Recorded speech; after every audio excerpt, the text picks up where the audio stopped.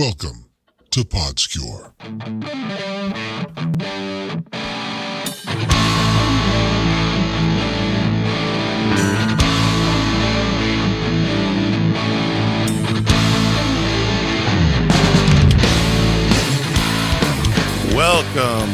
Welcome, friends, to another episode of PodScure. Don, how you living? Moderately. Mediocrely. Well, that's as I suppose as you should. We have a guest today, and Someone wants to talk to us. surprisingly enough, I think I've duped her. So but she showed up anyway. So. I've actually turned the sound down on my phone, so it doesn't bother us. Good idea. So let me do a little introduction. Ladies and gentlemen, those beyond the binary. Today on PodScure, former burlesque dancer, current voice artist, author, and podcaster, Moxie LaBouche. Ooh, thank you. Hello, I'm not from around here. Oh man, you're not from around here, but where are you from? I mean, if you'd like to. Yeah, I'm outside of Richmond, Virginia, right in the middle of the East Coast. Very nice. So. Before we get going and chatting, I would, as we're waiting for Don to come back now, Don is often hitting buttons that he shouldn't hit, and then he ends up kicking himself out. But in any case, I push all kinds of buttons. I blame the UI. I would like if you could, because I like to do this right up at the top, all your plugs that you would like, everything that you would like to plug right off the bat. For your weekly half hour of things you never knew, check out Your Brain on Facts, available on all podcast players and at yourbrainonfacts.com. Be sure you check out the associated book, Your Brain on Facts, from your local bookseller. And need this voice on your business? Social media, phone menu, ads, radio, TV, e-learning courses. I also do voiceovers, which you can check out at moxielabouche.com. Just get as close as you can on the spelling, and Google will take it from there. I've just decided who I want to narrate my life. I'm not a bad choice. In the same way, it must be said that my personal choice for biography narrator would be Stephen Fry, because he's the sort of person who you might hear say indefatigably and motherfucker in the same sentence. And it'll sound like honey in your ear hole the whole time. Yep. Better to be sexy and racy than sexist and racist. Indeed. One of my favorite quotes from him. Fair. Yeah. I mean, it could be Morgan Freeman as well. I mean, that's always a good one. Everybody says that. But you can't choose that. You can't choose him. But you got to have Morgan Freeman. And you get Sam Elliott. If you can't take Morgan Freeman, Sam Elliott's a close second. And if you are a man who can sound like Sam Elliott right now in voiceover, you can pretty much write your own check. Really? Yeah, his is the celebrity name I see most often when people are looking for a style or an outright impression of Sam Elliott. Interesting. Yeah. Well, I've got the depth, I think. I just don't have the quality. I mean, because I can say that dusty trail sort of cowboy sound. You know. I got none of it. I mean, I know. Don has seen Big Lebowski 8 jillion times, and Sam and his 10-gallon hat, and Sam is he is a gem of a voice. I like your style, dude. Well, that was it right there. Like, exactly. If I wasn't here doing this live, I would have thought you snuck that in post. Not a word of a lie. Because I do want to talk to you about voiceover work, because that is something that I'm very personally interested in getting involved in. And I really, and I don't know if you listen to him or watch his YouTube at all, Booth Junkie, John DelGaudio. Yes. He has a beautiful voice. It's silky. Just watching his videos, I will get caught up in just how good his voice is, even if he's talking about building his whisper room or whatever it happens to be. Oh yeah, he steered me away from a lot of expensive stuff I did not need to put on my credit card when I got started. That's how I ended up with Reaper as my DAW. So I only left Team Audacity recently, and I still use it for multi-track because I prefer it for multi-track over Adobe Audition, which is now my DAW of record. All right. Yeah, because I did want to ask you about your gear. Of record. I just damn it, that was the most clever thing I've said all day. That tells you where the bar is. Well, it's still early. It's very low for me. Well, see, I have 3 hours less time to be clever in than you do. So yeah, but you do it better. So it's more about, as Wayne would say, if you could be one thing, you should be efficient. Mm-hmm. So we were definitely not rewatching the Letterkenny for the 8th time before I came up here. Definitely not. Kiso, call me. Yeah, we have a very good friend. She is one of the moderators of the Letterkenny subreddit, and has number of times said, "Kiso, step on my throat." That's like John Oliver and his obsession with Adam Driver. Oh, it's so weird. It is, and Adam Driver would like him to stop and or explain it. He's not an attractive man. He looks like a human version of one of those bald cats. Except for he's crooked. Like everything about him is just. Well, most cats are crooked too. I mean, he grew up on a hill. He's slanted left or right or front or back. Who knows? I don't mind a little slant. I can even handle a little curve. There you go. Very good. Yep. So, what type of? So, I want to ask you about your gear. Just kind of get some of the sausage making stuff out of the way, because so you're using Audition or Audacity. You kind of go back and forth between those. It sounds like. And so, what's your hardware? The computer. A hand-me-down laptop, a Rode NT1, not the 1A, which I made a mistake and accidentally bought first because I didn't notice the difference. The 1A is very sibilant for female voices, making you very hissy, and I don't need help there. Right. I do not need something making me more sibilant. And that goes into a good old Scarlett 2i2 interface. That's not bad. So you have I see your background there. Is that you have like a whisper room set up, or I built a booth with rock wool, so with mineral wool, and I've got a crinkly, scrunchy black fabric on the inside, and on the outside it is glitter. Because this is in the corner of my bedroom. And I was a burlesque dancer for 7 years. You can take the girl out of burlesque. You can't take burlesque out of the girl. And while we're getting into the nitty gritty of audio, apologies to the audience that I was moving around a glass full of ice cubes a minute ago. But coincidentally, I seem to have invented a new beverage for this occasion. It was a mocha pot espresso, one of those little stovetop Italian jobbers. Mm-hmm. A little bit of brown sugar, cinnamon syrup, oat milk. So you've got right now a Starbucks shaken espresso, but I put rum in it. I don't know what we'll call it. It's sort of like, letting your new pet run around the house for a few days before you give them a name. We'll see what I think by the end of it. All right. But it works. Oh, and it was a good dark roast coffee from a local roaster. I think you should call it the Travolta. Because it's secretly gay? Or? No, because that's Tom Cruise. It's don't get me started. I'll digress. Because it's a specific drink for this episode that you have created, and every movie that JT has been in, he has had a specific dance for. So, allegedly. Well, it was a long trip, but we went there together. Yeah, you'll learn that. You'll figure out that where's Dawn going? Nobody knows. This is why we don't have rails. It wasn't a tangent as much as it was like a nice little loop on the side, a little decorative accent. There you go. We did come back to where we started, but we went on this nice little sightseeing trip first. Yep. That's what this is all about, isn't it? Whereas mine tend to branch off, and then I have to ask people, the hell was I talking about 2 minutes ago? So how many of us here have ADHD? One assumes. One assumes. But I have a better excuse than most. For the rare occasions when I'm the slightest bit unreliable.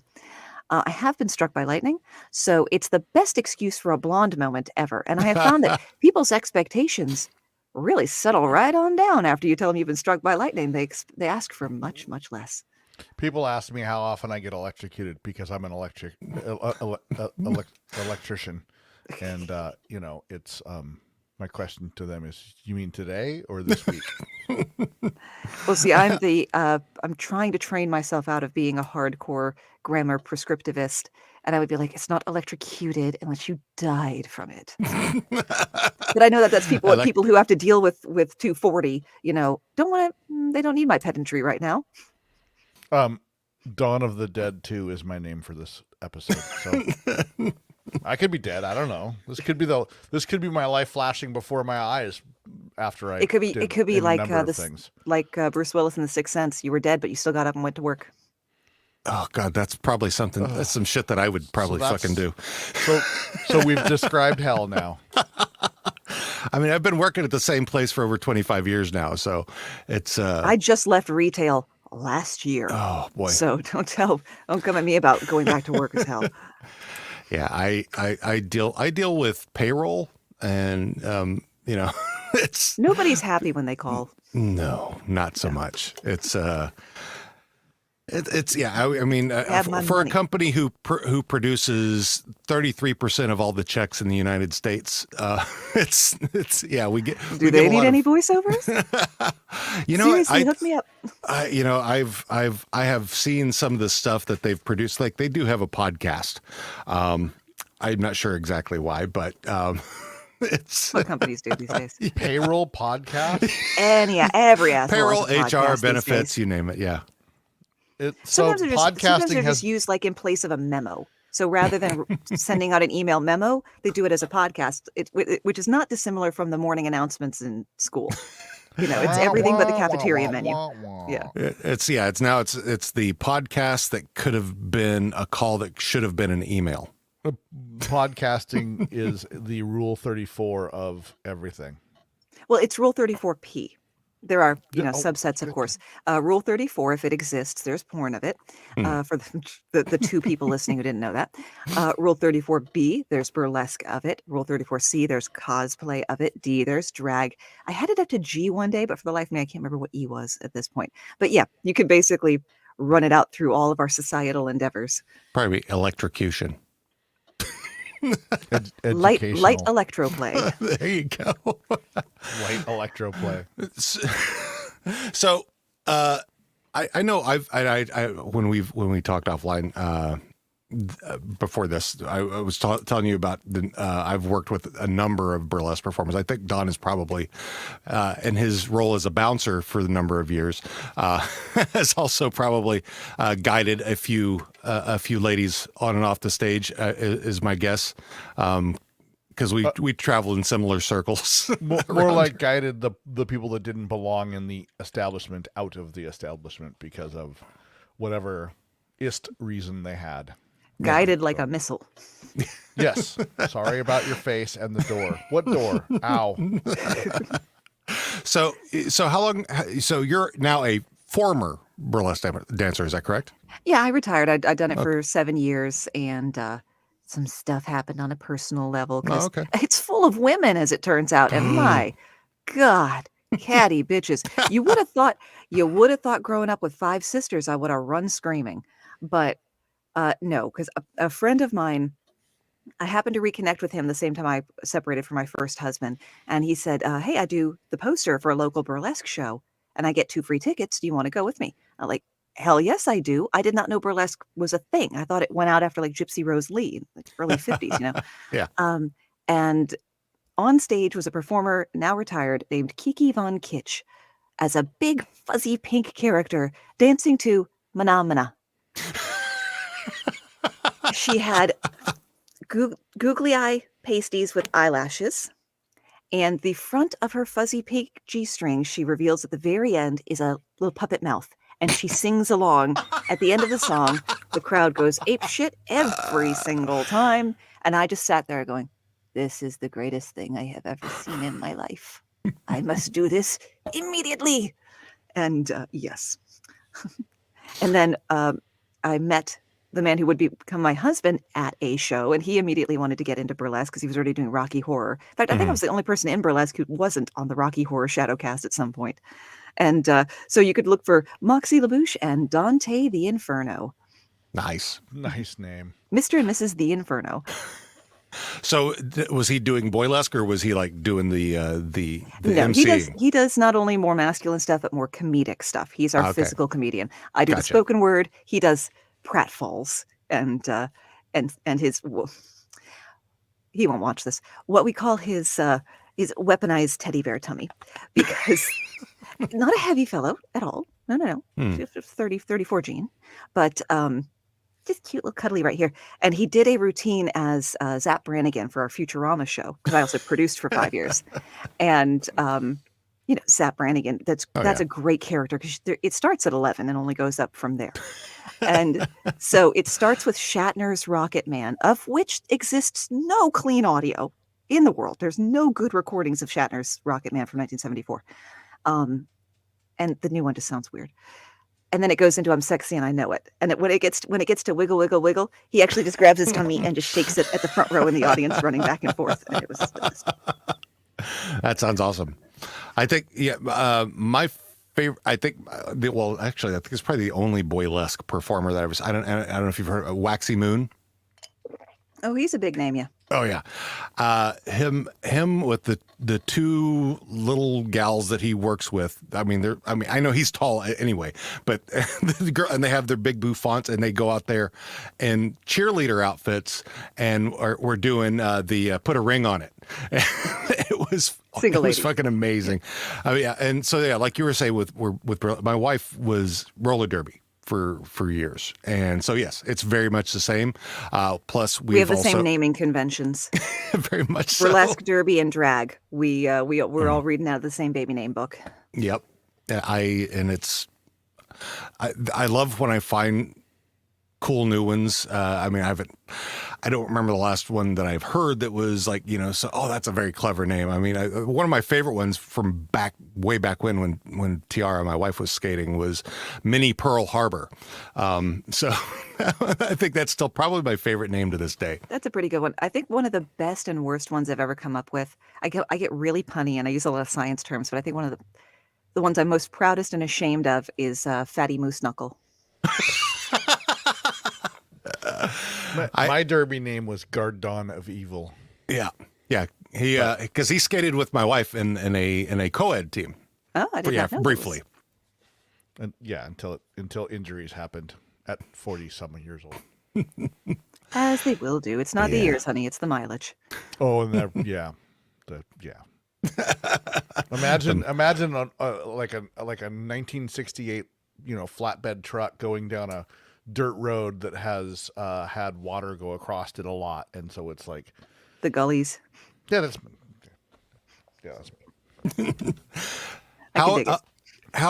so I know you're currently I just heard on your most recent episode that you were talking about your audiobook. Yes. Now, which will hopefully eventually finally, after a convoluted and just unnecessarily difficult process with the publisher, the audiobook isn't nearly here. Nigh incipient. That's a good incipient is a good word. Yeah.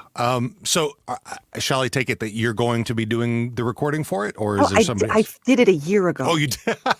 All right. So I won't sound quite this smooth because my voice has developed a great deal in the year that I've been doing voiceover. But no, I had that shit finished a long time ago. I am not the reason it took a year. So number one, how did you get into voiceover work? And number two, how is that different from, because I know it's different, but the difference between, when you're podcasting or doing voiceover work to doing an audiobook? Well, I'll answer the second question first, and you'll have to remind me what the first one was when we get there. Okay. I did not approach the recording of the audiobook based on the podcast any differently than I would have done the podcast, because people like to say you don't write like you talk. Screw you. I do, and I always have, because I talk and speak in an unnecessarily flowery and complicated fashion, consistent across the board. The only thing I had to really do that was different was to make sure I had the technical specs right, the spacing at the top and tail, the space at the end and the beginning, the chapter heading, and that kind of crap. And otherwise, I just did it just like I would do my regular podcast, because I already had the pro set up. And now I can go straight into the question of how did I get into VO? Because I'd already been in podcasting for 2 years when COVID came along, and I can't wait till all of our stories can no longer have to mention that. And I decided, you know what, 20 plus years in retail, probably enough. Probably time to find another career, because no shame to such persons, but I was on a straight trajectory to be the 70-year-old woman bagging groceries in the afternoons. Mm. And I did not want that, unless like a part-time thing and you need to get out of the house. That's different. But I was retail. I was frontline retail. I always had been. I was best on my cash register. I did not want to be management, because who needs that headache? Just let me be a checkout girl and go on about my business. But then, yeah, I have a chronic pulmonary condition, and there was a respiratory virus going around. So I said, you know what? Mm. I have this thing. I got this microphone right here. It's black on black. You can't hardly see it. For the folks at home, just imagine glorious professional microphone. And I was like, I can build a booth. How hard can it be? I mean, I've been doing, the podcast for 2 years. It'll be easy. Oh, my sweet summer child. Many embarrassing and painful lessons were still to come, because I did not know yet what I did not know. But thanks to excellent coaches and great courses and many, many, many rejections and rounds of revisions on jobs in the beginning, I got a better handle on things. But at only a year into the business, I, of course, still feel like I just started last I would month. imagine, yeah. And I honestly hope I always kind of feel like that. I hope that I'm always being like, boy, I sure have a lot to learn. I've got a good foundation, but what's the next thing I need to learn? Because by the time you think you don't need coaching, you need to get out of whatever it is, whatever you're interested in or you do professionally. When you think you don't have room to improve, or you no longer seek improvement, it's time to go on and do something else. Do I need to go to take a course, Dean? Probably. Is this an intervention suddenly? No, it's thanks to our sponsors, Skillshare. Skillshare has online courses. Skillshare, I'm waiting by the phone. Call me. So is that where you got your coaching from? Was from Skillshare, or how did you go? How did you go about that? My the coach I've worked with the most is an amazing lady out of California named Tawny Plattis, and Tawny like the adjective. Not that anybody knows that word but me. Tawny Katane. Oh yeah, that's right. Yeah, she turned into quite the abusive little cunt, didn't she? Until she just passed away, didn't she? Did she? Didn't she Yes, just she pass did. away, Don? Yeah, it was She like did. last. I think Ed Asner just died this afternoon. He did. What? Yeah. What? Ed Asner. As sad as it is, I have to admit that was one of those. Oh, he was still alive. Well, the only Right. reason I knew he was still alive is Like because Abe Vigoda. I do the Boondocks podcast, and Ed Asner was the voice of Ed Wunsler, which was based off of George H.W. Bush, but he was, he played very gruff, very rich capitalist type of guy in that. So I only knew he was still alive because he was still recording those through the last even through 2014, I think.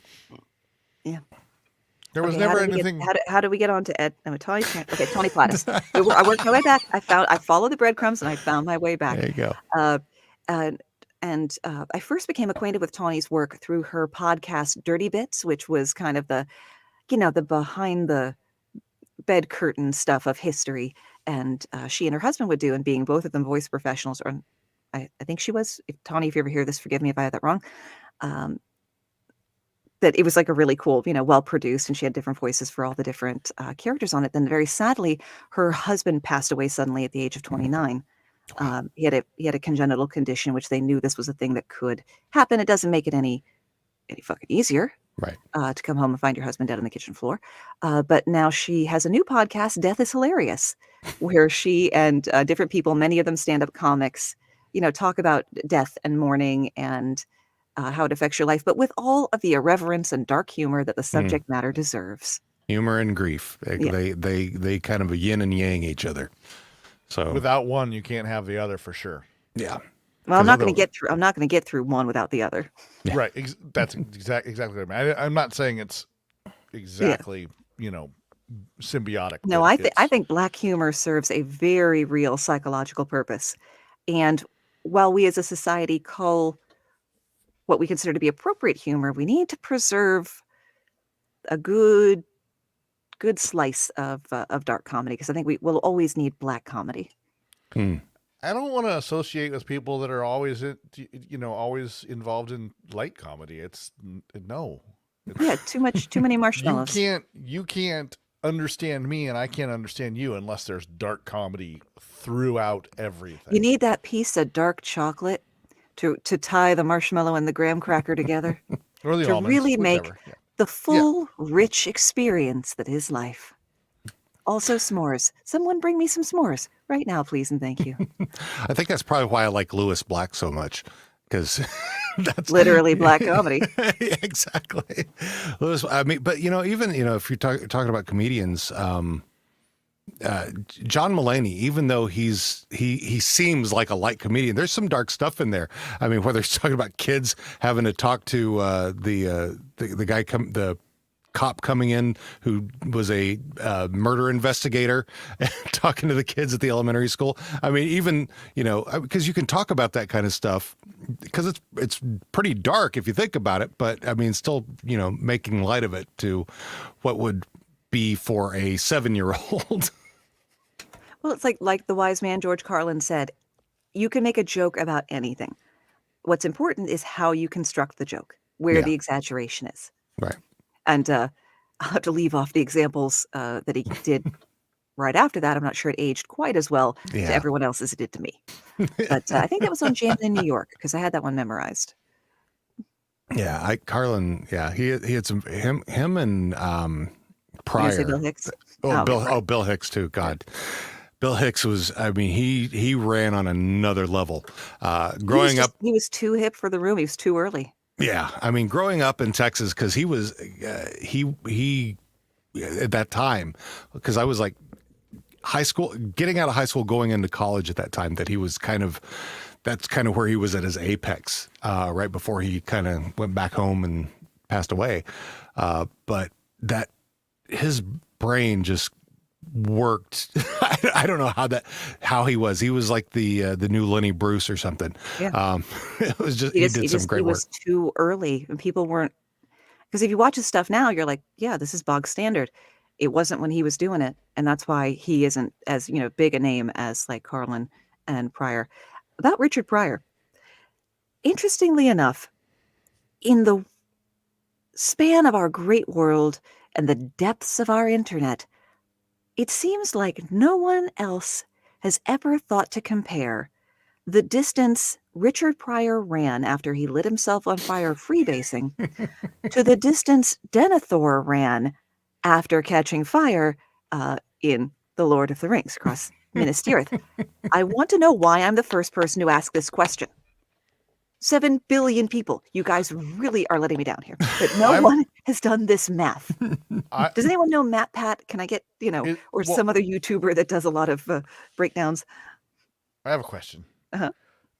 What about Michael Jackson's distance when he did the He did Pepsi not go very commercial? far. Okay, he didn't. All right. No, when his hair caught fire during the Pepsi Cola commercial shoot, no, they had medics on. You always have a medic, like a first aid guy at the very least, so somebody who can stabilize the situation. Yeah, no. How about Michael Jackson did not go running around town, but Pryor, I think, covered more than a mile. Did he really? That's crazy. So, like, if I wanted to dig down deep into the maths, I could probably work it out. But and the devil said, "Put the alphabet in math," and laughed. How far did Hetfield run after he caught on fire? Well, not farther than the edge of the stage. Not at all. No, I'm pretty sure he dropped because it was more of an explosion than it being on. It was the wall of fire that went up, and he was standing in the wrong place. Yeah. Now about that. Yeah. A similar topic came up around our house last night. That being all the PSAs we saw growing up in the late 70s and the 80s about not hiding in refrigerators. How many children near to my age were playing hide and seek in junkyards on the regular? Because this was like once a week on some cartoon you were watching, there was the little, we have to justify this content to be able to allow this, to be able to air this 22-minute long toy commercial. So here's your public service announcement. Yeah, I never saw one of those refrigerators waiting to be hidden in. I certainly never caught on fire, not for lack of trying. I've had 2 house fires here in this very house, you know, and no one, the greatest disappointment of my life, not one single person has offered me free drugs. Not one. Or giving it out just on their whimsy during Halloween. Not Yeah. as a kid, but as a teen or, I licked or so many adultish tattoos. Yes, there were times when people would offer things, but the refrigerator, there was a local refrigerator near our house when I was 10 or 11. A local And we didn't- refrigerator. Yeah, it was just hanging out. It didn't offer us drugs. It It didn't, lost you know, its job. It was hanging yeah, out. it was just hanging out. Just in a- Well-known local refrigerator. It's like the house had completely evaporated and there was still the refrigerator there. And nobody ever wanted to hide in it. We just threw rocks and stuff at it. So, I mean, you know. Though I did see a really cute video yesterday of an older fellow who lives way out in the middle of nowhere in the Southwest who makes like half or third size fully drivable street legal cars out of vintage refrigerators. So he makes like 20s to 50s era's cars out of these vintage refrigerators. And they're so tiny, but you can get in them and drive. And it's super, super cute. So y'all look on YouTube for that. I don't think I would fit, but I didn't think he was going to either. yeah. It's no more hilarious than seeing a full-grown man in a convertible Miata or an MG Widget. I think your Or car a should come up smart past your car. lowest rib. But Yeah, I don't know if that's I'm just more me. concerned about those or the guys that are in the trucks that are 7 feet high. So Oh, we're not Yeah. concerned about those guys. Those guys, we know about those guys. They are. They tell us definitely- everything we need to know already. Exactly. Pretty and much. and with a big giant flag sticking out that says And the whatever. truck nuts. yeah. Oh, yes, truck the nuts. trucksticles or whatever. Nope, truck nuts. Yeah, and the bullet hole stickers Yes. that they like. Yes. Yeah. I had a there's some- 79 Scottsdale that someone who was renting a room from me decided would be really cute to put those on my truck. Oh, And it was boy. like, apart from the floor being rotted out, it's a 70 Chevy. That's what's going to happen. It was really cherry. Like twice in traffic, people stopped and asked if I would sell them that car. Like, what's that truck? I was like, I wasn't planning on it, but can I please turn left? Try to do something here. Seriously. Yeah. Can't you see I'm on my way somewhere? Yes. I'm doing a thing. I'm a tiny woman in a full-size truck. I'm quite busy. Did you notice that we're in traffic? In the middle of an intersection, friend. The light's not going to hold forever. Yeah. People. What a bunch of bastards. To a man, indeed. So we have a mutual friend. Don and I have interviewed on here as well. And I think I talked to you about Kate Wallinga from Ignorance Was Bliss. She's a good one. She's, I adore her as she is one of my favorite people. We talk a lot. And yeah, I You was want to really talk about dark humor. Oh yeah. I mean, gosh. Kate is a fountain. Oh yeah. And also very, very smart. Oh, incredibly smart. And I mean, I love talking to her about all the stuff that she's done prior to, where she is now. And even just that little piece of what she has done is incredible. So yeah, I think she has been a good spot of encouragement for me to keep going. And I think she's been that way for a lot of folks. But I love all of her murder birds that she has. And so because she loves owls but she's great. So Yeah, we did a crossover about the I'm gonna get their name wrong. I can't remember if it's Gibbons or Gibson. Twins in Britain in the early 1980s who would speak only to each other and reacted very strangely to being separated. And they were just quite bizarre. And then the fires started, and then someone got killed. And but yeah, I did a pair of episodes on twins, and so like one about conjoined twins and parasitic twins, and then one about detached freestanding twins. I like the freestanding twins. Yeah. I think those are the ones that that Fonzie used to date. So I don't trust any twins, especially ones that are in the hallways holding hands with blue dresses on. So, yeah. Come play with us. Speaking of the refrigerator thing that it reminded me of Stephen King's It, because there's a part in there where one of the kids gets put into one of those.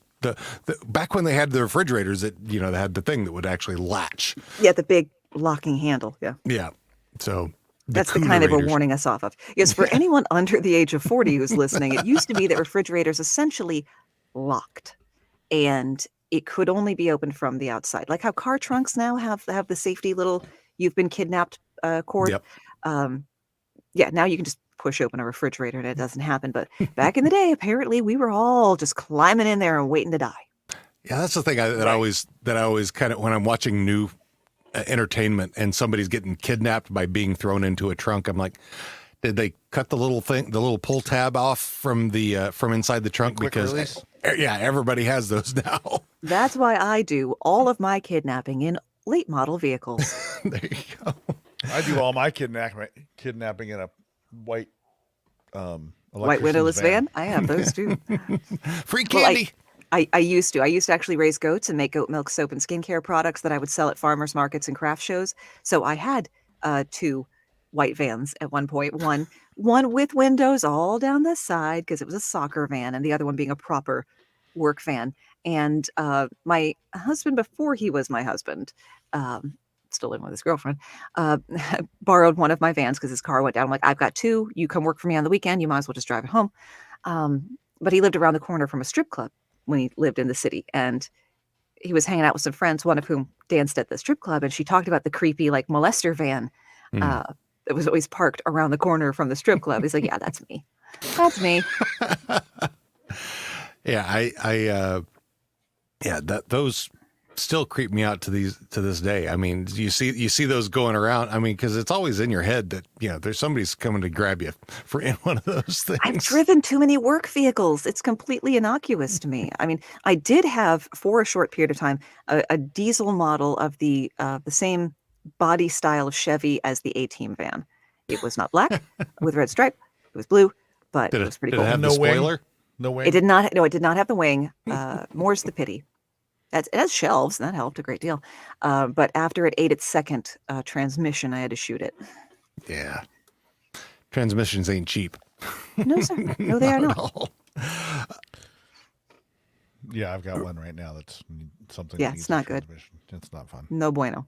Yeah, especially on the new ones. I mean, I like back in the day when you had an older one that didn't have a computer in it. You could replace one of those for $400 to $600, but now they're like $3,500, something like that. It's nuts.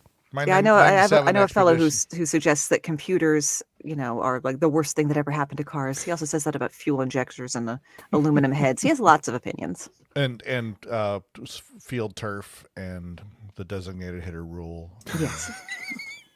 We don't like change. Old man yells at cloud. I think that's one of the at the last season of Letterkenny where they're talking to Gail, and she's talking about her truck not starting, and all the guys just have to get in, and then somebody mentions computers, and they're like, sure hope it's not the computer. Well, now, when they started then riffing about this used car salesman, as they do, did you interpret that to be like they're talking about a specific individual? I think they always have, universe, yeah. Or they've got to have just somebody in mind. It's either that or they're I don't know if thinking. they're talking about an individual or an archetype. Well, if they're buying in Letterkenny, it's probably only one. So, but it depends. I mean, if they're having to go to the city, as they call it, then yeah, it's. I think they've got to have somebody in mind, whether it's I'm so much deeper into the world building than the people who write this, and I didn't think I'd be that person in just about anything. But for some reason, this show just grabbed my brain in a way that nothing else has in a long, long time. And like, I want to know, how far apart are things? Why do we never see a Tim Hortons? What are their last names? Because only 2 characters have a last name, and only one has both first and last. Jim Dickens. Oh no, I'd stand corrected then too. The other being Bonnie McMurray. Bonnie McMurray. Yeah. Yeah. Jim Dickens, Bonnie McMurray. Oh well, there's of the D-gens. There's Alistair Yeah, Orson Westwood Yates. So, Yeah, we get him. He's a one-off, and yeah. he could have let that cute dude next to him talk, as far as I'm concerned. But that's neither here nor there. And see, that brings me to another point about it, because the fight that's in that episode, hmm no sitcom should have camera work this good. It's so amazing. It blew me away the first time. I'm like, they're just sitting there talking. Why are we using a dolly shot? Why don't we use a dolly shot every time? This is great. It's like, there was a friend podcast that also a friend Letterkenny podcast, the Produce Stand. Friends with them. They recently interviewed K. Trevor Wilson, and they were Who recently got married. Mazel tov to yes. him. Oh, I saw the pictures. It's gorgeous. But yeah, they they were asking him about when they were. It was the fuss at the golf course, and when they're all breaking the bottles. What? And so Half of his went flying. Their budget for that sugar glass or whatever it is that they use had been increased, so that's why they were doing so. And even off screen, they were still doing it with their beer bottles. So. You would do. If somebody put a box of 12 sugar glass beer bottles down, you'd immediately start smashing them. Yeah, exactly. And because it was right after that when in that fight scene that you were talking about, where Squirrely Dan smashes the beer bottle over the guy's head who jumps on his back. So yeah, you also get to see that the hockey nutsacks scrap in flip flops. Yeah, Of course. They charged and scrapped in flip flops. And you even see Jonesy give one guy like the Stone Cold Stunner and does not lose his flip flops. His legs are all the way up in the air and doesn't lose his flip flops. Yeah, he's Riley and Jonesy. They're one person. I mean, they share a brain cell. They're barely two nut sacks. Yeah. Half a nut sack each at best, but they're darling scrotum. and they spawn a lot of really juicy fan fiction. Not particularly clever or insightful fan fiction, mind you, but it's worth my time. I have time for that. Yeah, I wish I could write like that because I'll make you beta read the one I'm writing. Okay. Yeah, because Awesome, who is the main mod of the Letterkenny subreddit. She writes a ton of Letterkenny fanfic. So that's one of the things. My new best friend. Yeah, she does some amazing stuff, and she'll send me stuff every now and again. Hey, what do you think of this? So yeah, and Awesome has been on the How Are You Now a number of times as a guest. So yeah, I'd love to, whenever season 10 and 11 are coming around. If you'd like to be on How Are You Now, I'd love to have you on. Absolutely love to. Or like maybe you want to do an all fan theory episode. Oh yeah, we can really get into the nitty gritty and go full Matt Pat on these things, because we were of the their family must have been Mennonite kind of camp, but then that I can't leave well enough alone, and if a thing is worth doing, it's worth overdoing. So now I'm developing this headcanon where actually his dad was some kind of like almost a cult leader, and Wayne and Katie are not full brother and sister, but they're siblings by sister wives. Oh. And their upbringing was very strict. And Wayne responded to that by being 110% what was asked of him. And Katie, of course, went the complete opposite direction. Oh, no. These thoughts, they just happen. These are the thoughts that kept me out of the really good schools. As the wise man said. No, I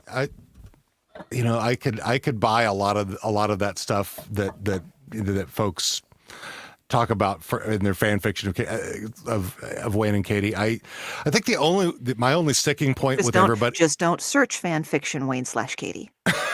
You don't want to read those things. Well, or you do. If you're not talking here to about kink shame. You're basically talking about their step siblings, which is a whole Pornhub. Not all my of forte. Pornhub. Look, I don't know about Pornhub, but over on XNXX, every video is step siblings. I'm like, there's nothing in this video that indicates. You just retitled a video you made 10 years ago because they're all step siblings.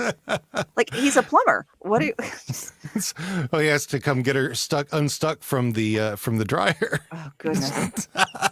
Trends in pornography just as bad as trends in fashion. Her hand is stuck in the garbage disposal. Hit the switch, see what happens. She'll get out of there real quick. Yeah, she will.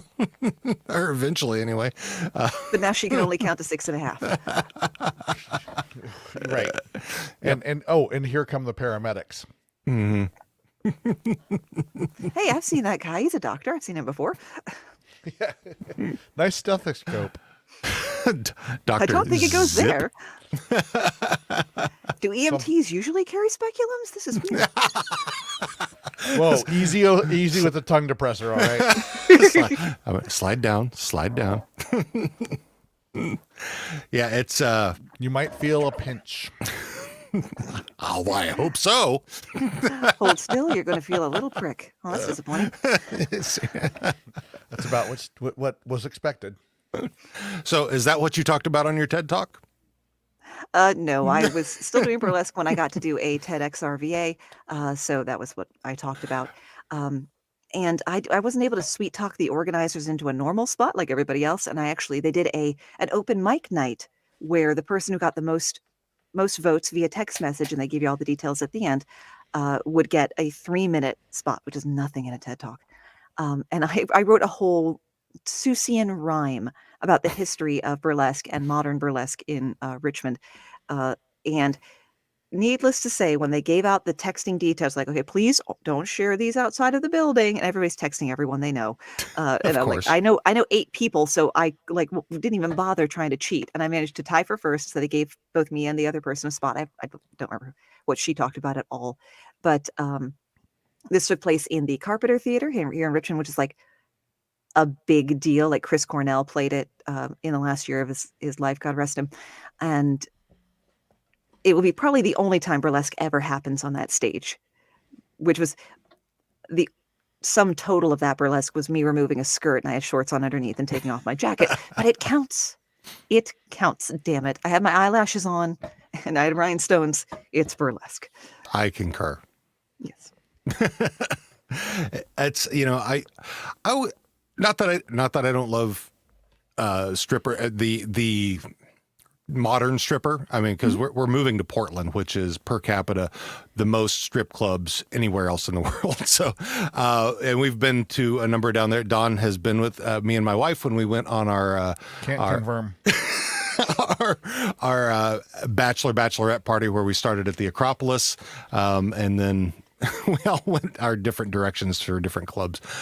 So yeah, but burlesque is a whole different animal. Yeah, a good way to recognize the difference between burlesque strippers and club strippers, and this is not in any way suggesting one is in any way superior to the other. Not at all. Is that a club stripper will spend $50 on a dress and make $500 a night, whereas a burlesque dancer will spend $500 on a dress and she's lucky if she makes $50 a night with it. Yeah. That's, to me, the key difference. Fair. That's very fair. Yeah, it's I've with the number that I've worked with, I mean, yeah, I can see, when especially the number of fundraisers that I've played together with them, and it's because you don't make a lot of money off fundraisers. Tend to be very civic minded. Oh yeah, totally, and a lot of them from when their external hobbies have to deal with raising animals or fostering dogs or whatever it happens to be. So yeah, that is not unusual at all. Yeah. You guys vamp for just a second. I'm having really bad incoming audio issues. I'm going to try leaving the room and come back. Sure. It's getting to the point where I can't barely make out speech. Oh, okay. Back in a tick. All right. So how you doing, Don? Don't get me started on insurance companies. Oh boy. Health insurance companies. Oh my God. We'll save that for another episode. Oh boy. But, it's been I've been on a on a thing and now they're saying, "Oh, you can't take that. You have to go through all these steps to take that for us to approve that. But you have to go through these steps while you're under our insurance."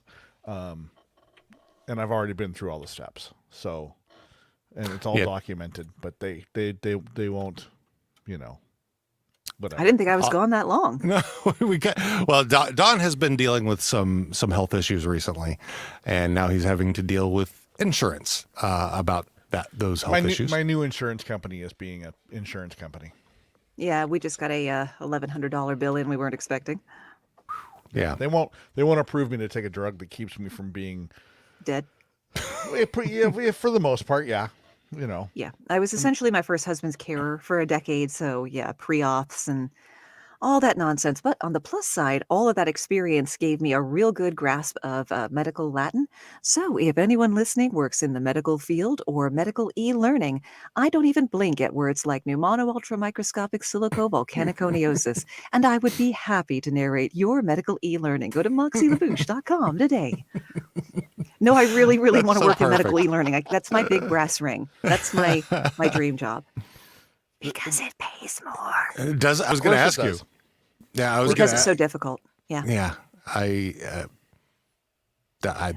think that because what you just said reminded me of there's and I'm sure you've probably seen it. It's been around for probably 10 years or so. A video of a guy talking about these machines, and he's using all this technical jargon that actually means nothing at all, and he's doing it very and it's the split flanges, and then talking about all this stuff. 70% how you look, 20% how you sound, 10% what you say. Yeah, exactly. Yeah, if you just put it out there confidently and go on to the next sentence very quickly, then you'll be fine. I'm so fucked. Hey, yeah, I was going to go on to another sentence, but I didn't have one. Yes. You need to work on that confidence. You always got to have an exit strategy. You always have the next second. Well, I was raised by a former, radio DJ. My mom was in FM radio in the 60s and 70s. Dead air is so abhorrent to us. We do not allow it. It must be filled. it cannot happen. It cannot happen. I don't know if I got this nature or nurture or both. It's probably the same place I got my speaking voice. But yeah, if like at a party, everybody stops talking at the exact same time, after about 0.67 seconds, I start freaking out. Yeah, I think that's a bit of an ADHD thing, which is why I think there are so many ADHD people involved in podcasting. I'm okay with a good pregnant pause occasionally. A dramatic pause. Sorry, like Exactly. Calculon impression. Shit, what was I going to say a second ago? Oh well, if it was important, it'll come back. Oh, about ADHD. Oh, I did not even put that on.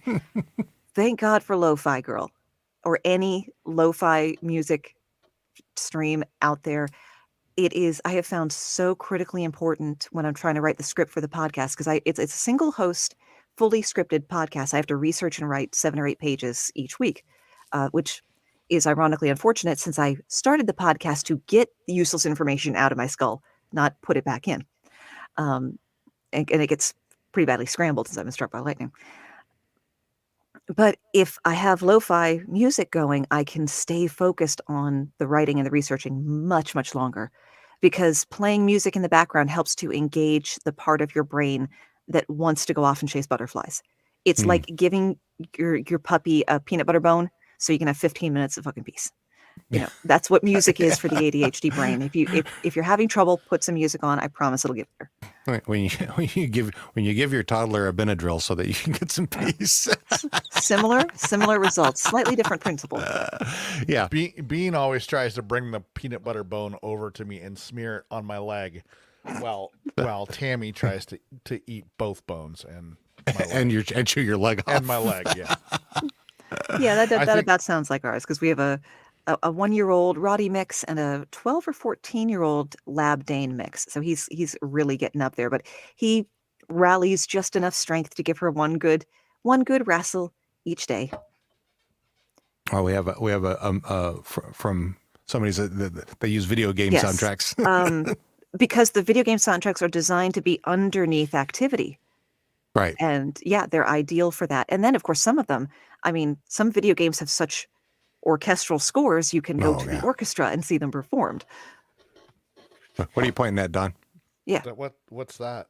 That's a comment. That's a comment about what Kit uses video game soundtracks for Focus. Okay, wait. Did I miss something? When we were talking about lo-fi, We're live on video. yeah, I put on a bra and combed my hair. Okay, That's yes, why I'm we're wearing live mine. on video. I forgot about that. I've got my special boxers on where you just drop them right in there. Okay. Your I'm bags, wearing, yeah.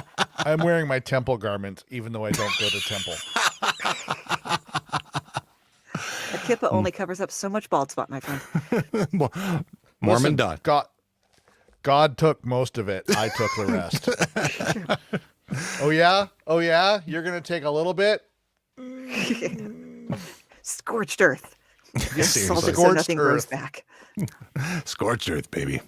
You can't make my hair fall out if I take it out first. That's right. You can't fire me. I quit.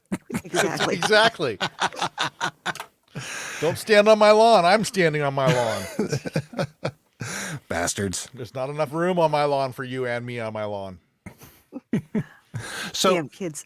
so which came first, the book or the podcast? The podcast. Okay. Yeah. And, I had a what podcast was? for a little. Go ahead. I was just going to ask if that was if the plan was all along with the podcast to also do the book, or that you just said, I just fucking need to do the book. No, I didn't know that was a thing until I think I heard about the Sawbones book, or another podcast that I followed had a book. It could have been actually the story behind from Emily Prokop. She spun a book off, and in fact, she and I shared a hotel room at a podcast conference. And the story behind, everybody should check out. And it's family friendly. It's very educational and fun. We shared a hotel room at a podcast conference and got to be close friends because I showed her cat videos on one of my favorite YouTube channels. That's Life how we of make Boris. friends these days. Yeah. Well, it's Life of Boris. It's this peculiar Slav king, he calls himself, who always has Yushanka and balaclava. You never see Boris. Like, he usually even has sunglasses on.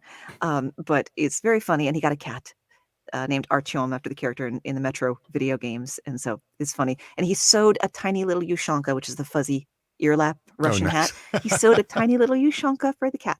So after showing Emily that, she decided I was a keeper. And very, very kindly offered to put me onto her publisher, Mango Publishing, who, even though they had just come out of a really bad experience with a nonfiction trivia type book, decided to give me a chance. And it was a pretty fun, serious, hardcore process. And I don't know if it sold well enough for me to discuss a second one with them, but I figure if it did, they'll ask me. Yeah. So, what did you learn from that? Like, as far as writing the book, what you shouldn't do, and what you should have done. Suck ass. Well, yeah, I would Bibliographies suck ass. I spent 10 hours, I think, just organizing the bibliography of the book. And I was not working from home at the time. My husband was he does electronics and LEDs, and he works with LEDs the size of the ball in a ballpoint pen, like serious micro LEDs. He was doing the electronics part of someone's art installation 6+ hours away, and it wasn't going well. When the artist set it up, it wasn't working, so we had to go out there and try to get it working, and found ourselves, rather than trying to pull off a 6-hour each way turn and burn, which as burlesque dancers, that's us going to Philly. We're used to it. We ended up spending the entire weekend in the only clothes we were wearing, and it was raining. And that's why my thanks to my husband in the book just says, "To my husband, Bobby, you know what you did." Because I wrote that while we were stuck in this podunk, stupid mountain town. But on the plus side, we were setting up. It was dark by the time we got out there, and I see a cat, like, off in the distance. I'm like, "Oh, I hope he comes over here. I hope he comes over here." And he saw me, and he's like, "Oh, a person." And we just went running right toward each other. And we ended up having to go, and the cat fit in like he was one of our cats. He was just jumping up on the work table and headbutting and having a great time. Great tabby. And we had to go back the next weekend and do this again, except this time we had underwear, clean underwear. And I was like, "Oh, I hope that little cat comes back." And yes, and it was like you could hear the big swell of the score from Romeo and Juliet as we run through the grass to one another. I just put him in my car and took him home. You catnapped it. Yes, he has a collar, but He's grossly underweight, missing fur, and he hasn't been neutered. So they can only miss him so much. I did feel bad that maybe he was, the love of a small child's life, and I can't hold the child accountable for the parent's negligent pet ownership.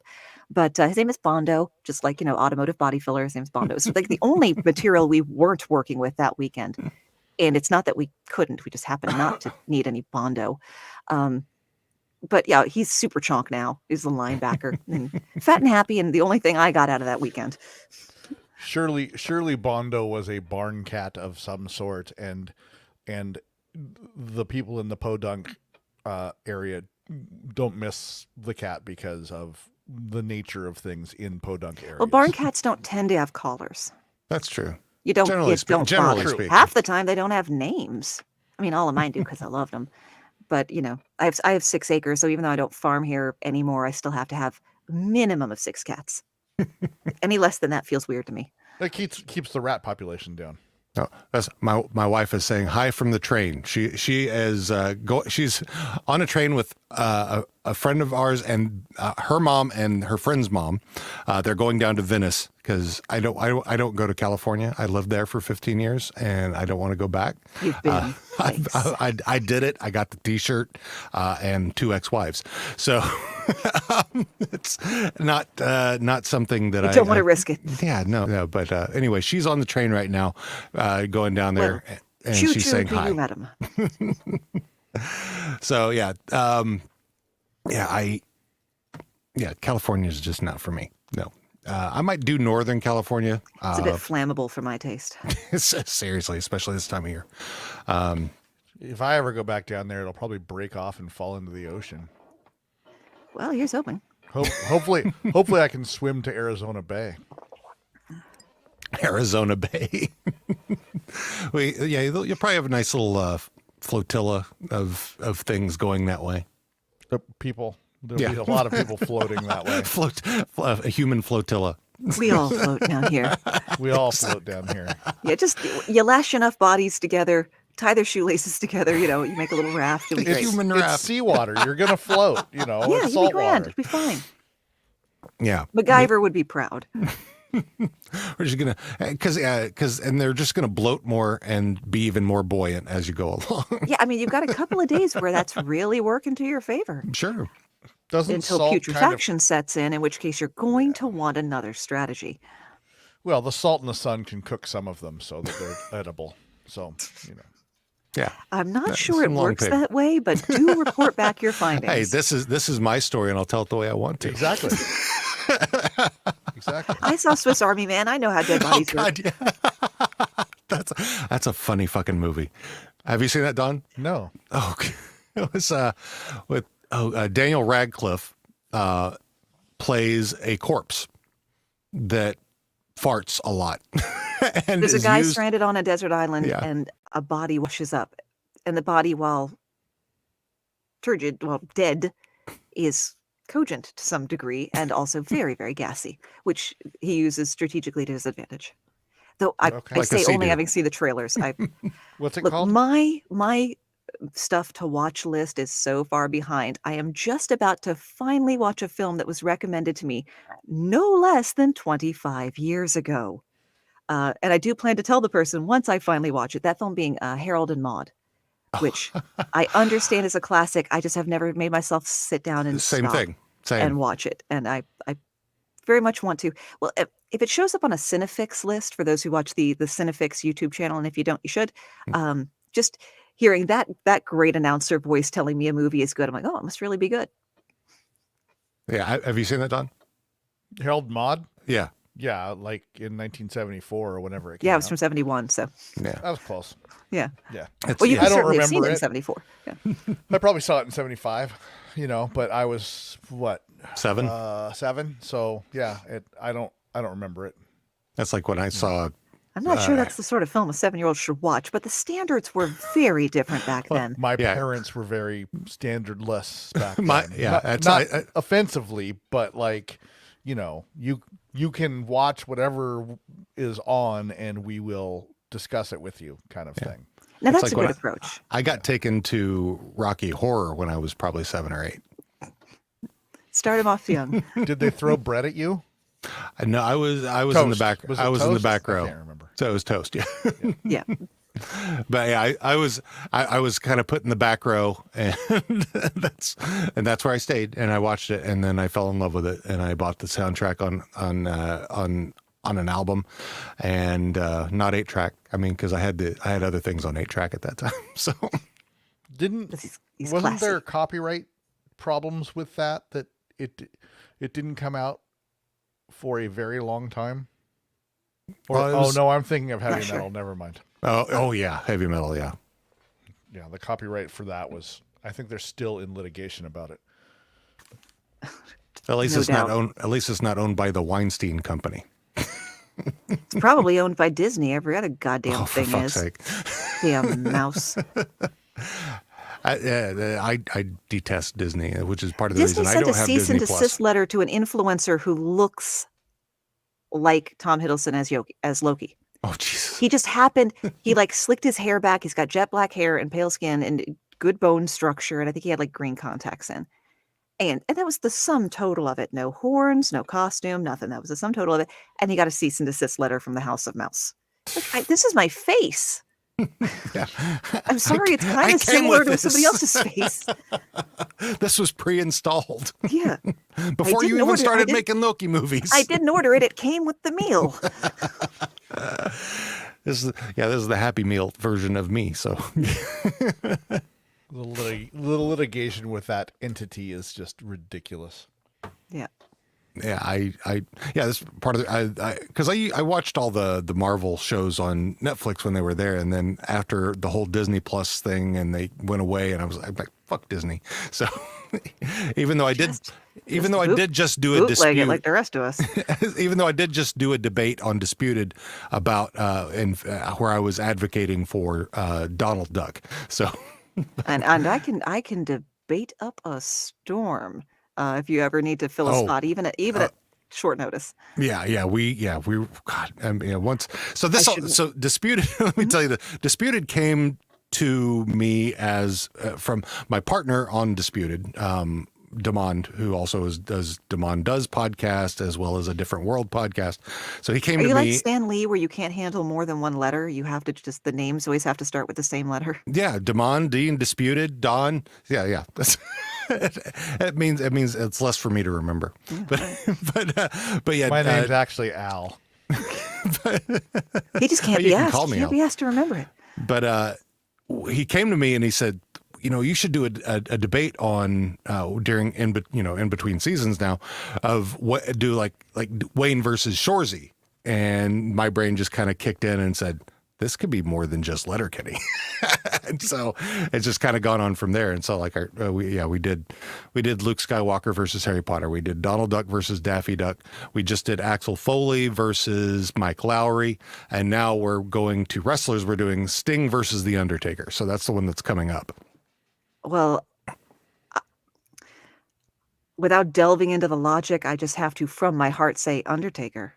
Just all day. Sting came and went. Undertaker, God love you, Mark Calloway. Just, you can rest now.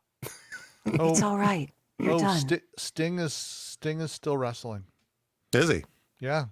Yeah, has he been has he been uninterrupted Well, throughout though, I mean, and not for the length of time that Mark Calloway has been the Undertaker? but Mark I Calloway, know the man's goddamn name, so yeah, Right. I'm ready. But- I'm ready. Put me in, coach. but Mark Calloway was only wrestling once a year, so that could also be, a time period that he wasn't wrestling. So he was only technically wrestling at WrestleMania for the last 15 years or more. Because he's in his late 50s, and Right. that lifestyle is not conducive to good living in your later years. Oh no. Well, Sting is older. Sting is 60. Yeah, he's 62. 63. Yeah. Really? 62, yeah. Yeah. Whew. Yeah, I I need was to go back surprised to the because late I was 90s, early aughts. because I know fuck all about wrestling since from the last I watched any wrestling was Hulk Hogan versus Andre the Giant. Oh, So- bonus fact. I actually have many about Andre the Giant.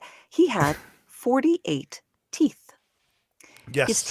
His teeth were the same size as a person of average height, but just to compensate, his body made half over again. as many. He was drafted into the French army and then immediately released when it was obvious that no uniforms, materials, or even cots could accommodate him. They're like, we can't, what we're going to do, put you in a foxhole? Get the fuck out of here. You know?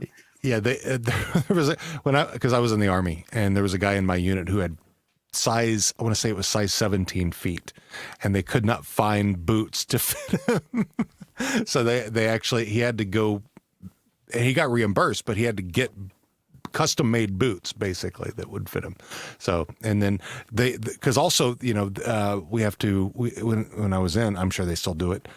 We had to have anti-chemical gear.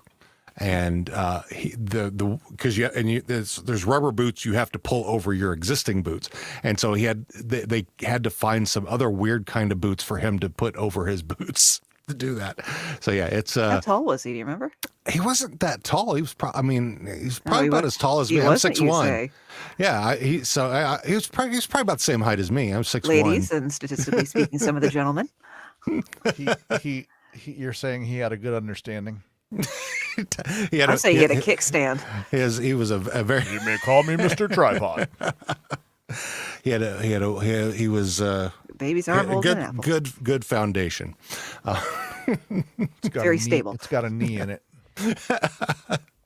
It will not tilt. So, what's next for you, Moxie? Oh, dinner, probably by the looks of it, but gotta feed the cats first. Oh, can I come over? I'm hungry. My wife's out of town. Oh, no. Lazy Sunday, all you get's frozen pizza around here. And besides which, I go back to keto tomorrow. You don't want to be here. Oh. I don't want to be here, but I have what we call the other COVID-19, which is the weight you gain sitting home ordering DoorDash all the time. And particularly when, like myself, you've gone through the change during lockdown.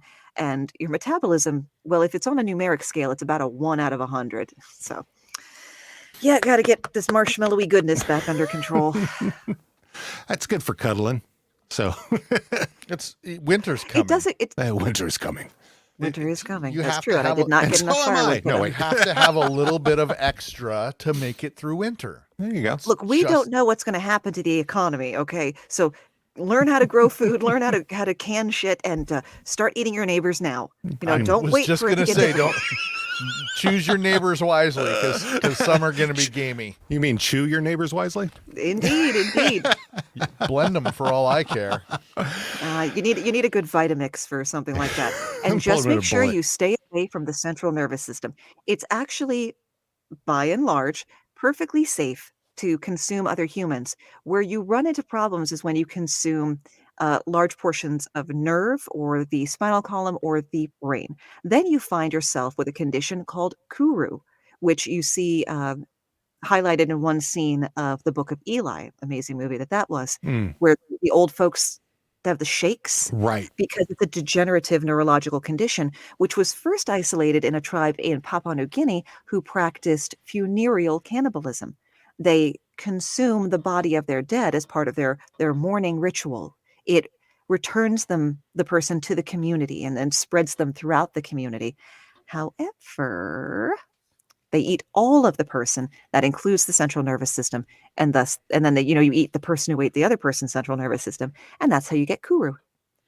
See, this is the problem is most of the rich don't have nervous systems. Dear. Well, you see, it's with the rise of the Delta variants and the incidence of breakthrough cases, we need to maintain social distancing. So we're going to have to go back. When the revolution comes, the guillotine may not be our best method. We're going to want a trebuchet, or in effect, yeet the rich. Yeet the rich. Exactly. Oh, it's a long way to go for that joke. So then, what we're alluding to here is the fact that pumpkins will no longer be chunkened, and it will be the rich that are chunkened in. Well, you will want the pumpkin just to calibrate the trebuchet at the beginning. there's Because you a want to make sure they're gonna land where you threw them, because then we can also get a betting pool going to raise a little bit of money on the side. Yeah, there's a particularly pumpkin-colored individual that I would love to put in there. So Indeed, we could lay out a huge grid like cow pie bingo for anyone who's lived in a sufficiently country place to know what that is. Yep. And yeah, Chicken wherever the shit contest. majority of the splatter lands, because a human being at speed turns into a hefty bag full of vegetable soup. So Stew. whatever square has the greatest concentration by weight of human remains, the person who bet on that, let's say they get a $50 Walmart gift card. Buy would your be raffle tickets now. And that would be so fitting. Walmart would be fantastic. I am nothing but a giant skin bag full of sweet bread. And when it's Bezos, then you get an Amazon gift card. He's bony. He'll stick into the He'll ground like a spear. fucking He'll dart. spear like a javelin. It'll be great. Yeah, that's okay, because then you could make stuff out of his bones. Yep. Get some good out of him. Just bear in mind, this man every day wakes up and makes the decision not to be Batman. Exactly. He wakes up Or every day even and Iron makes the Man. decision not to be Santa Claus. Listen, He has he's- everyone's home address and knows what shit they like. And more money than Mansa Musa could have spread over all of Africa. It's one for the history buffs there. I'm aware of that one. Yay! I like hanging out with smart people. So every I watch day, Drunk History. also good. y'all are dummists. We're not brain shaming you, dear. I'm smart. Smart. We Noise. all have our own gifts, and we all contribute in our own way. I Just just some got of a us more than participation others. award.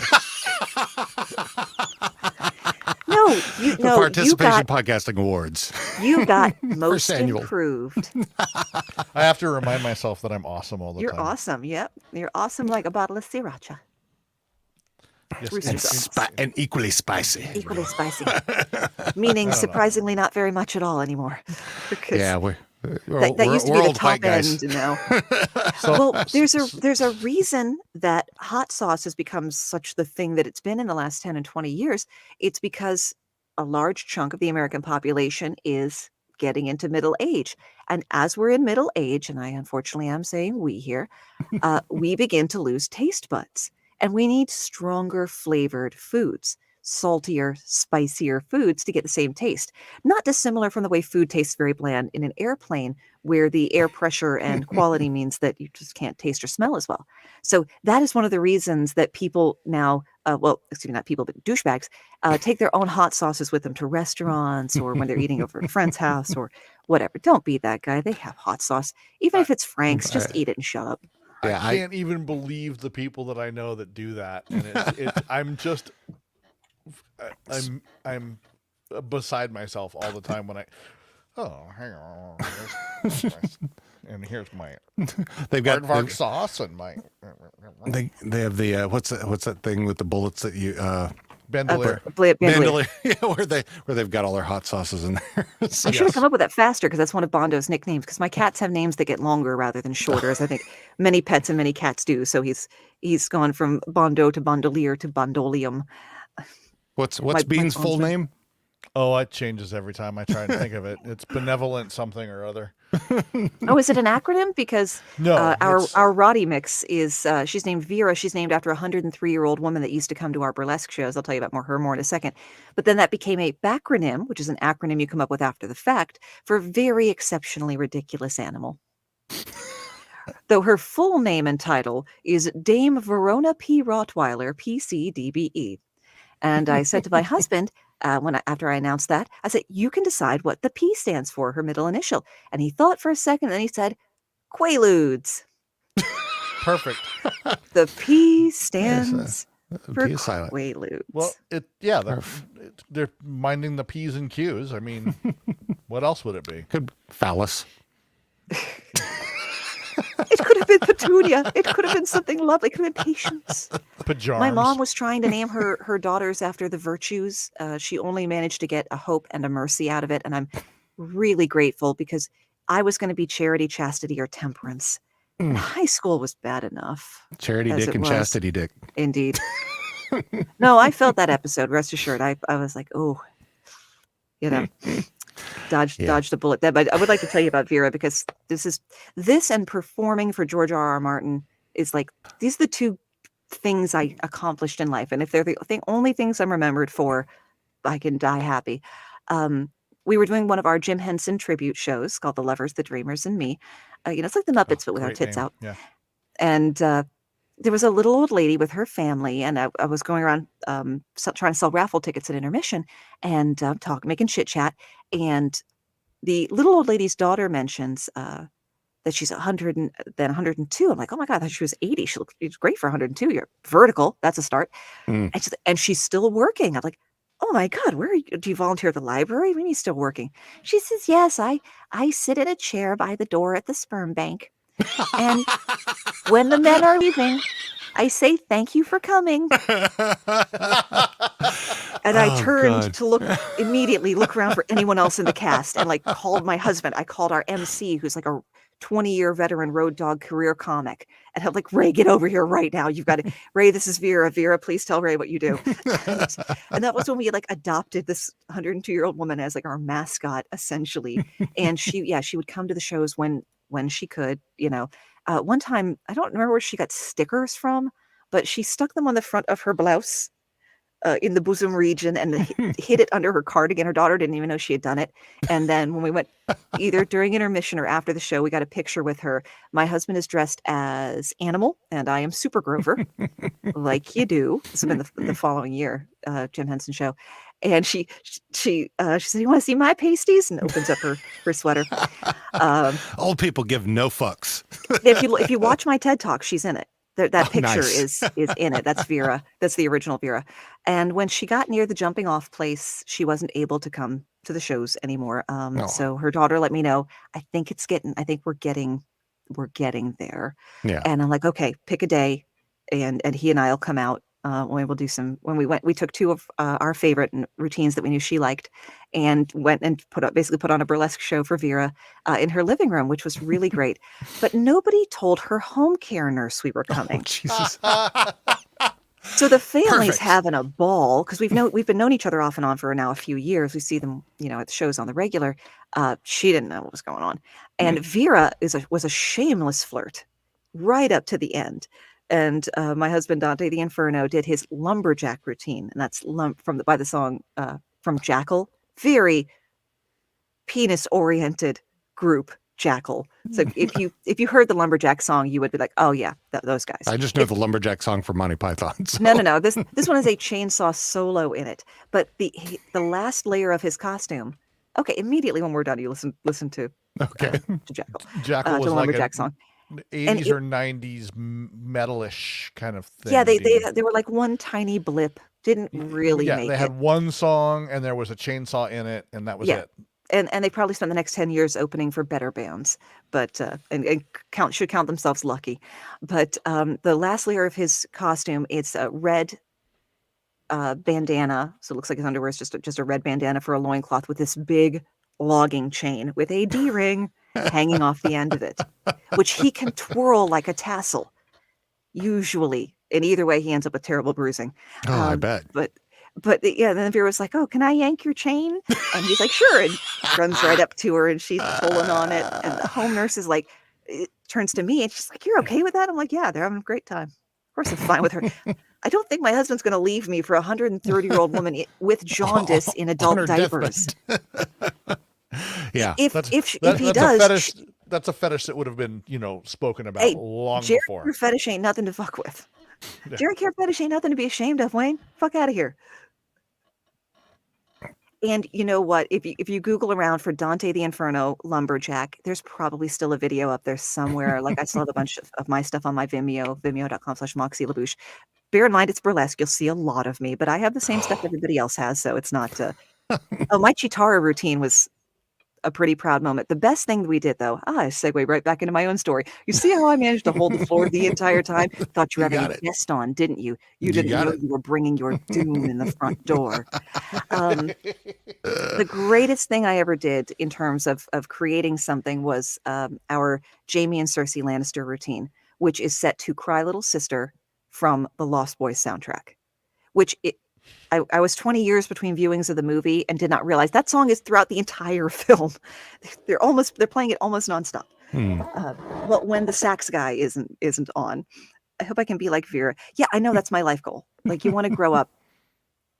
She was drinking Black Russians with dinner, like right up until the week she died. So I have to attribute just eating whatever you want and drinking Black Russians And giving no fucks. Zero fucks. Well, when you're a woman, you're allowed to stop. You're officially allowed to stop giving fucks at 40. I have found it terribly liberating. It's lovely. No, it was my distinct privilege to produce the only George R.R. Martin approved Game of Thrones burlesque show. We were not the first. We were not even the best. We just tripped and landed in butter.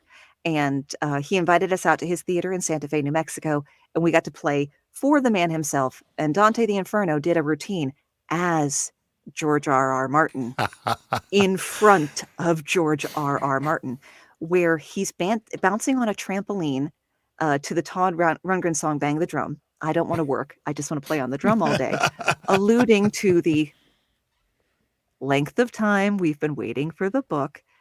And in the routine, he even fakes a heart attack because Mr. Martin is really fucking sick of you people asking what's going to happen if he dies before he finishes. That's rude. Your mother raised you with no manners. Stop fucking asking him that question. So he fakes a heart attack, then gives himself CPR and gets up and and Mr. Martin said he liked it. And so my husband carries in his wallet an iron coin of Bravos given to him by the hand of Mr. George R.R. Martin, which I know that if our house was on fire again and his wallet and my unconscious body were upstairs, I'm on my own. He's after the wallet, and I respect that. Yeah, Paul. I'm assuming you've seen or heard the Paul and Storm, George R. R. Martin, right? Like the Wind. We almost did it. But I was the only person who could play guitar on cast, and you'll notice the not only the giant bunny ears, but also the grotesque face I just made. So we decided, you know what? I was producing a national tour by myself, and we were putting together a documentary of the tour because I'm like, well, this is big shit, and we got to start filming everything we're doing right now. I'm like, everybody film everything. Nobody filmed shit. And the people who did film anything refused to listen to my instructions when it came to file transfer and file names. So I got to sift through days on end of video files with vid 004 underscore 001. Please, God, kill me now. And edit a full-length documentary on a computer that lacked the processing capacity to hold more than one scene at a time. Oh, Jesus. So each scene in the film was its own work file. So it took, I think, 19 hours to finally export the finished file. That's how bad this computer was. It was 10-year-old secondhand from a call center. It had no power to start with, let alone being... It was before the processors even had generation numbers. This shit was old, even in 2015 when I was doing this. So if you ever watch The King's Road, A Journey to George R.R. Martin, which, hey, send me a message. I'll send it to you on Google Drive. From scene to scene, the volume level is... Oh, not a normalized? surprise for everyone. Because I couldn't do... The only thing I could do with the complete file on the computer was to export. I couldn't do anything else because it would have just died. I know, because it did many, many, many times. Yeah. So I know better. I've got a better computer. Maybe someday I'll go back and fix it and make it up good. The intro is really great, and the outro is really great. The start and the conclusion are immaculate. Yeah. The middle 70 minutes is a little weaker, but those first and last 10, chef kiss. That's how they got you at Star Wars. So Start strong and finish strong. Yeah, because that's all that people are going to remember, and then you bury the weaker performances in the middle, and exactly. just always make sure there's a strong one. Always make sure there's a strong performance before you go to intermission so people come back for Act 2. Because you still got to sell raffle tickets and try to get tips. Trivia, the old raffle tickets. Like Dolly Parton said, it costs a lot of money to look this cheap. I love her story, and she's such an awesome person. Everything about her is amazing. And here's something I would like to see happen. And I'd have to be a member of the Q continuum to pull this off. But, God. if there's a just and loving God in the world, maybe. I would like to see St. Dolly and Cassandra Peterson, better known as Elvira, cosplay as each other. Oh, That would be awesome. Yeah. Would that not be just the pinnacle? That would be a very tall Dolly, though, because I think Cassandra's probably got like 4 inches on Dolly. She's usually wearing heels, if not that's platforms. true. That's true. And she was once the lead singer in an Italian punk band. Yeah, I've seen some of those old pictures of her. Yeah. Yeah, do you see why I had to start doing a fact and trivia podcast? I just have all this shit up there. Yeah, Yeah, that's waiting to come out. so you're gonna have to next time you're out here, we'll go do a Geeks Who Drink trivia and walk away with Wait a all minute, the booze. Geeks drink trivia, Yes, Geeks Who Drink trivia. comma trivia. Or in, capitalized or in quotation marks, Right. geeks who drink trivia. Separated, right? Somehow, You got to keep them separated. He needs an M dash. Now you got to keep them separated. Now, Yeah. Meow. Right. Meow. meow. You know what? You know what I love about Offspring? I know a lot of people they don't like Offspring because it all sounds the same. That's what I love about them. That's what I wanted. I wanted to listen to an Offspring song. They all sound like Offspring songs. I'm happy. It's like James Bond movies. We may think we're tired of the formula, but if they go off the formula, we don't like that. We don't like that. We want the James Bond experience we've had, the whole time. Give us the in some way unattractive villain, the hot good girl, the hot bad girl, and a whole bunch of gadgets and some car chases. We're really very easy to please. And Moneypenny. Moneypenny has to be there. Well, yes, of course, Moneypenny. Must have Moneypenny. Moneypenny and Q. And then, yeah, I'm happy.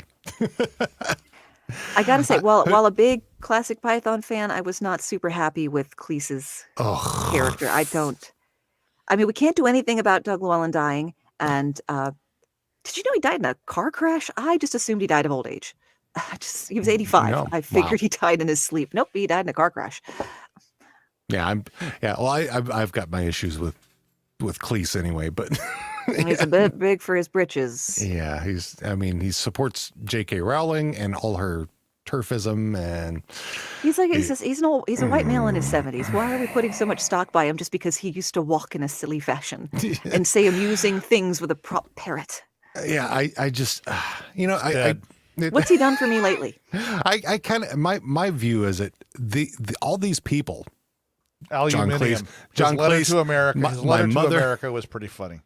my John Cleese, my mother, my father. I mean, all of these people who are that age, they've lived through the entire civil rights movement and didn't learn a fucking thing. So Not a goddamn thing. yeah, that's fuck him. Yes. He's doing a thing on BBC4 about cancel culture. I'm like, it's not Oh, cancel. yeah, I saw about that. And I'm like, man, and it's also, coincidences. That's what cancel not culture, yes. consequences is what I'm going to say. Is A, consequences for your actions, and B, largely exists only on Twitter. Hmm.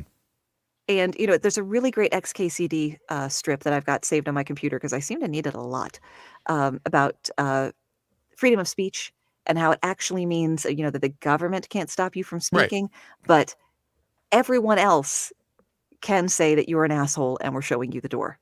Bingo. That's nothing to do with your rights or your freedom of speech.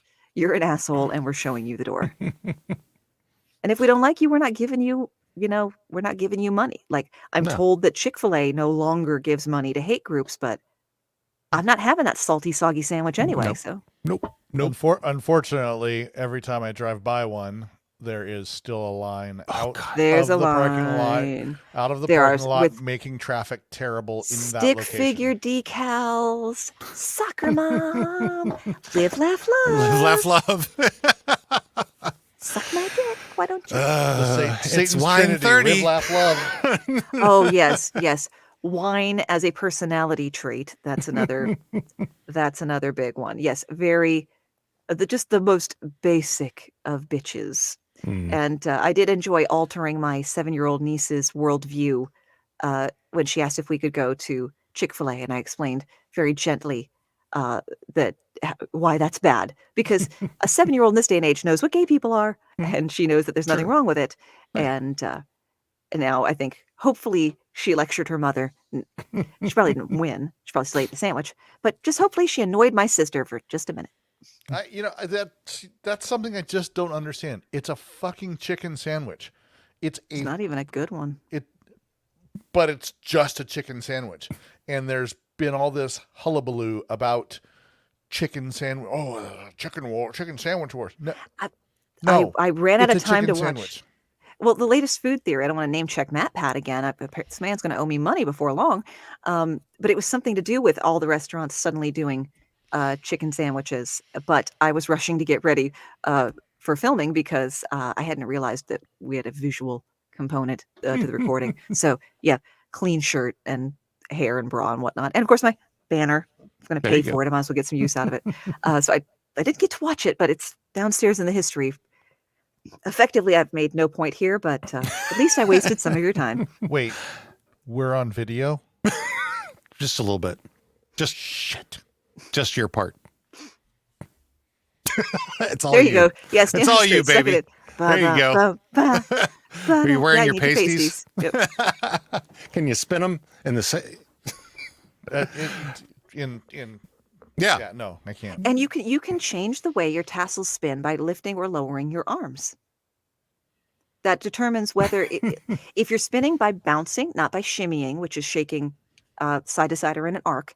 If you're tassel twirling by bouncing, I think if you raise your arms, they go over and inward, and if your arms are down, it goes up and over. So it goes outward versus. Does the same thing happen if you're in Australia? Yes, because the Coriolis effect. No, they impeller you and dig into your skin. Yeah, because the Coriolis effect does not actually alter the way that water goes down a drain. It's one of those most disappointing fact corrections I've ever experienced in my life. Yeah. But that's just because I have an Australian brother-in-law.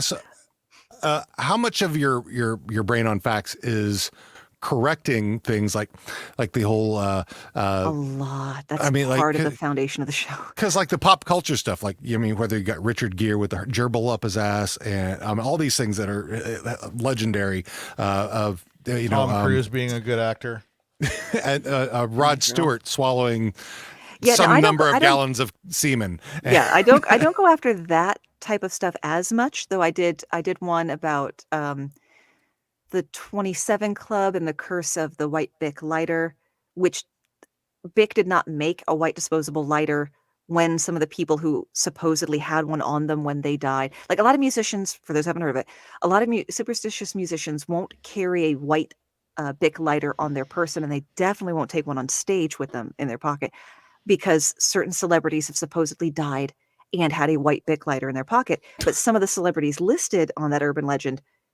died before Bic made a white disposable cigarette lighter. So pretty easy to debunk. A lot of the show is actually, about straightening out people. The original tagline was things you didn't know, things you thought you knew, and things you never knew you never knew. Because I use a phrase in the foreword of the book version of cemented apocrypha. The one version that got copied into the next series of textbooks that got copied by other textbooks and becomes the truth. George Washington and the Cherry Tree. That was made up by his biographer, and we have a pretty good reason to believe that since it didn't appear till the 5th edition of the book. It wasn't like it was in the first edition. He could make a good case, but he added it in much, much later. Columbus being the only person who thought the world was round. Everybody knew it was round. They were pretty okay with it. We'd known since ancient Greece. But he thought it was smaller, pear-shaped, and had a nipple on top. He was trying to prove his math about the circumference of the Earth, not about the roundness of it. And of course, he was, a genocidal maniac. And Yeah. Virginia is, I'm proud to say, one of the states that no longer has Columbus Day. We have Indigenous Persons Day. It is a drop in the bucket, not nearly enough, Same here in especially Washington. considering in 1960, I think it was declared that the Monacan tribe did not exist, and so any mothers of Monacan Indian native descent trying to fill out birth certificates for their children had to list them just as colored, because the state did not recognize the continued existence of the Monacan tribe, despite the fact that we have Monacan High School and Monacan this and Monacan that. It's like the suburbs where we bulldoze all the trees and then name the streets after them. Yeah. Which I is a sentence I borrowed from the Boondocks comic strip. Just one that's stuck in my mind from 25 years ago. The apartment complex being called Whispering Pines, and there's no pine anywhere near. Not a pine. And listening to your neighbors, they do not whisper. Brook. Yeah. No, that's the sound of your upstairs neighbor and their incontinence. Oh man. So we're kind of at a wrap up point here. So what I would like to do, Moxie, if you could just, good luck editing this into a cohesive conversation. Editing? What's that? I'll run it through some audio there were processing. Where are we going? We don't need rails. We doing rails? I got rails. So yeah, if you want no stinking rails. Replug your stuff and tell us what's coming up next, what we should be paying attention for, all that stuff that you've got going on before we bow out of here. Well, as I have flogged previously, I have the Your Brain on Facts podcast available on all podcast players, so be sure you listen to that after you've finished the entire back catalog of PodScure. There is also the associated book. You can get it on Amazon, but you're a better person if you buy it from your local bookseller.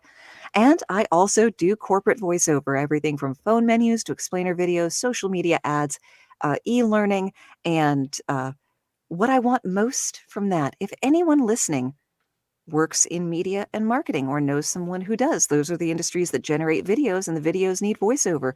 Or if you work in e-learning, I would love to connect with you. Please, please, please, please give me work and let me get off Fiverr. Yep. It is a soulless race to the bottom, recording not English sentences, English words, but not English sentences, and having to make them sound just as good as the stuff that people get paid proper money to do. So please, please, please save me, rescue me. I know we've just met and this is crazy, but save my career.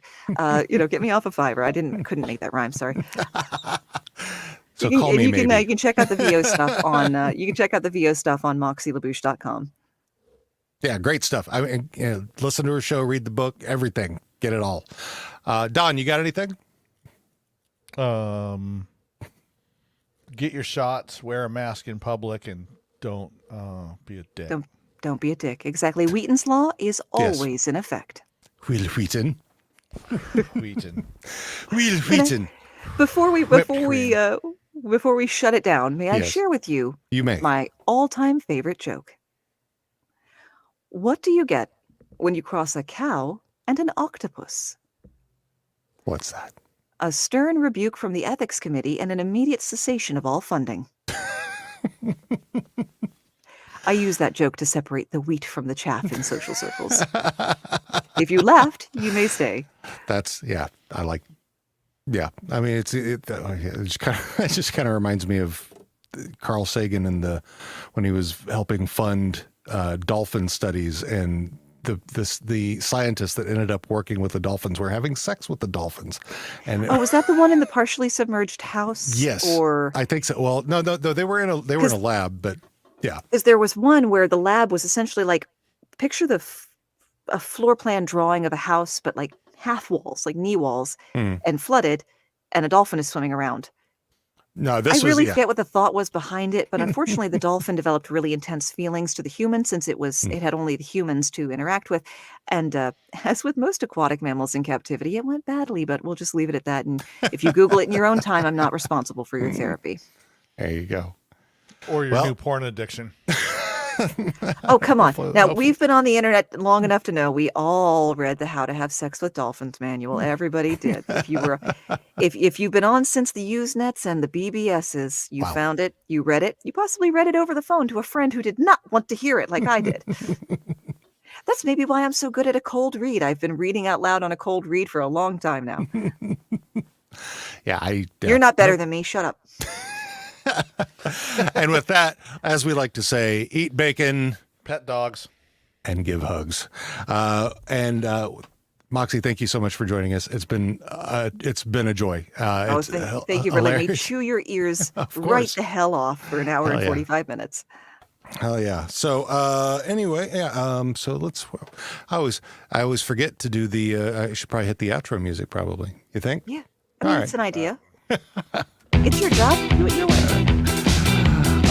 We would like to thank Moxie LaBouche for joining us today. Please check out our show, Your Brain on Facts, on all the podcatchers. All of our info can be found on our show notes. Also, we would like to thank Still Pluto and Crowander for our intro and outro tunes.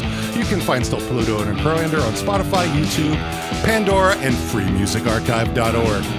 We'll see you again next week. Take care, people.